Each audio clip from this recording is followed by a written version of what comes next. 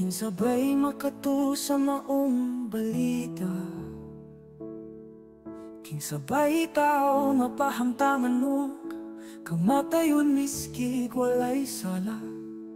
Gihatagan ni sila og tugos o pino, pero gisuklian siya og latiko. Gibutian siya og gisalikway, kiluwaan o gitamay.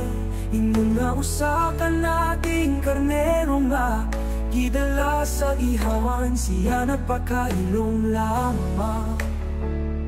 Dalaygon siya sa walay katapusan, siya kisamaran tungod sa atong kalapasan. Siya napangus tungod sa atong pagkadautan, gipasan niya ang atong kasakitan.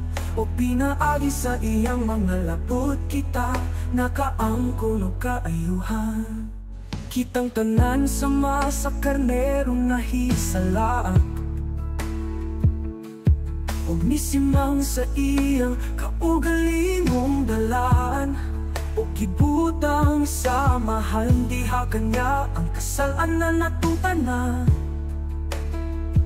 Gibutian siya o gisalikway, kiluwaan o gitamay.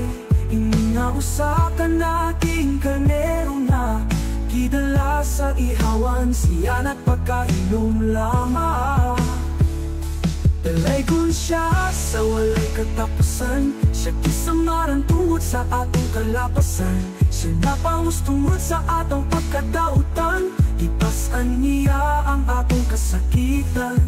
O pinaagi sa iyang mga labot, kita nakaangkon o kaayuhan.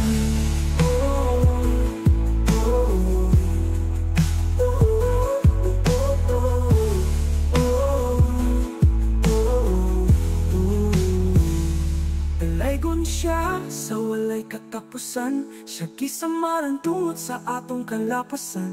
Siya napangus tungod sa atong pagkadautan, gipasan niya ang atong kasakitan. O pinaagi sa iyang mga labo, kita nakaangkon o kaayuhan. Gibutian siya o gisalikway, kiluwaan o gitamay. Ingon nga usa ka nating karnero nga gidala sa ihawan, siya nagpakailong lamang. Ibutuin mong kalagnat ko sa kamatayon, o giisip uban sa mga malapason. Ipasan ang mga kasalanan, o kami imong gilabanan.